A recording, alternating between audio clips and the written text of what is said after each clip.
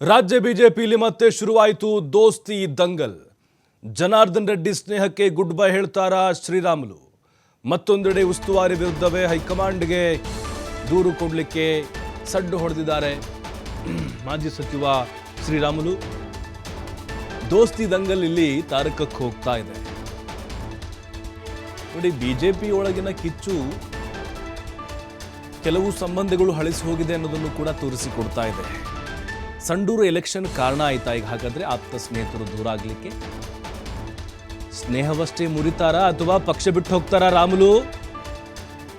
ಈಗಾಗಲೇ ವರಿಷ್ಠರ ವಿರುದ್ಧ ಆಕ್ರೋಶ ವ್ಯಕ್ತಪಡಿಸಿದ್ದಾರೆ ಮಾಜಿ ಸಚಿವ ಬಹಿರಂಗವಾಗಿ. ಮತ್ತೊಂದೆಡೆ ತಮ್ಮ ವಿರುದ್ಧವೇ ರೆಡ್ಡಿ ದೂರು ನೀಡಿದ್ರು ಅನ್ನುವಂತಹ ಬೇಸರ ಇದೆ ಆಪ್ತ ಸ್ನೇಹಿತನ ಮೇಲೆ. ನೇರವಾಗಿ ಅಸಮಾಧಾನವನ್ನ ವ್ಯಕ್ತಪಡಿಸಿದ್ರು ರಾಮುಲು. TV5 ಜೊತೆಗೆ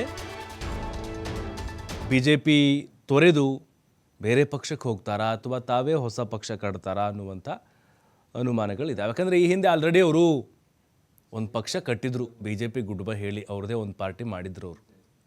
ಆದರೂ ಕೂಡ ಅಲ್ಲಿ ಫೇಲ್ ಆಯಿತು. ಮತ್ತೆ BJPಗೆ ಬಂದರು ಅವರು. ಈಗ ಜನಾರ್ದನ್ ರೆಡ್ಡಿ ಮತ್ತು ಶ್ರೀರಾಮುಲು ಅವರ ನಡುವಿನ ಸ್ನೇಹ ಹಳಸಿ ಹೋಗಿದೆ.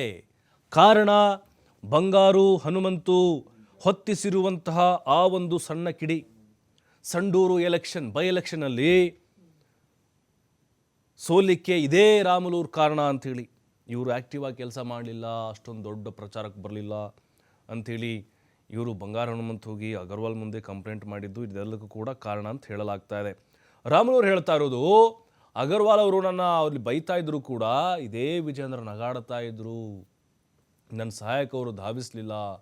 ನಾನೇನಾದರೂ ಸಂಡೂರು ಬೈ ಎಲೆಕ್ಷನಲ್ಲಿ ಪಕ್ಷದ ವಿರುದ್ಧ ಏನಾದರೂ ಕೆಲಸ ಮಾಡಿದರೆ ನನ್ನ ವಿರುದ್ಧ ಕ್ರಮ ಆಗಲಿ, ಅವರು ಸಾಬೀತು ಮಾಡಲಿ ಅಂತ ನೇರು ಸವಾಲು ಹಾಕಿದ್ದಾರೆ. ಜೊತೆಗೆ ಇದೆಲ್ಲದಕ್ಕೂ ಕೂಡ ಜನಾರ್ದನ್ ರೆಡ್ಡಿಯವರೇ ಕಾರಣ, ಬಂಗಾರು ಹನುಮಂತವರೇ ಫಿಟ್ಟಿಂಗ್ ಇಟ್ಟಿದ್ದು ಅನ್ನೋದು ರಾಮುಲು ಅವರ ಆರೋಪ.